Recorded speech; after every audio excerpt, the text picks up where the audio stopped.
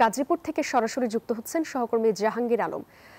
জাহাঙ্গীর, তুহিন হত্যাকাণ্ডের সবশেষ কি তথ্য আছে আপনার কাছে জানাবেন?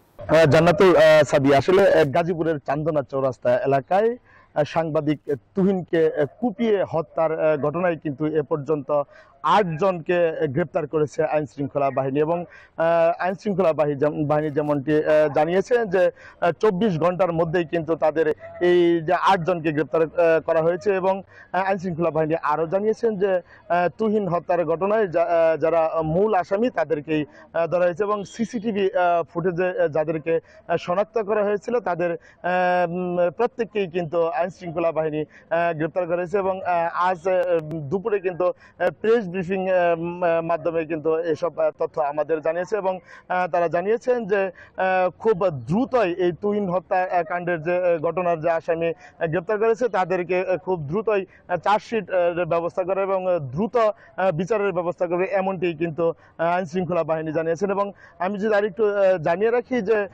সিসিটিভির ফুটেজে কিন্তু ৮ জনকে শনাক্ত করা হয়েছিল এবং এই ৮ জনই কিন্তু এই সাংবাদিক যে তুহিন রয়েছে তাকে কিন্তু কুপিয়ে হত্যা করেছিল। এবং আমি যদি একটু জানিয়ে রাখি যে এরপরে কিন্তু তুহিন কিন্তু যে চান্দনা চৌরাস্তা এলাকায় কিন্তু কুপানোর পরেই কিন্তু তার নিথর দেহ পড়ে থাকে এবং এই নিথর দেহটি কিন্তু পরবর্তীতে পাঠানো হয় তার নিজ গ্রামে। তো এই ছিল আমার কাছ থেকে গাজীপুরের সর্বশেষ তথ্য।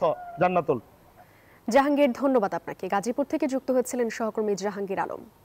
বান্ডেল থাকলে প্রতি সেনমানিতে টাকা বাঁচবে। বিকাশ সেনমানি বান্ডেল কিনে জিতুন প্রতি লেনদেনে।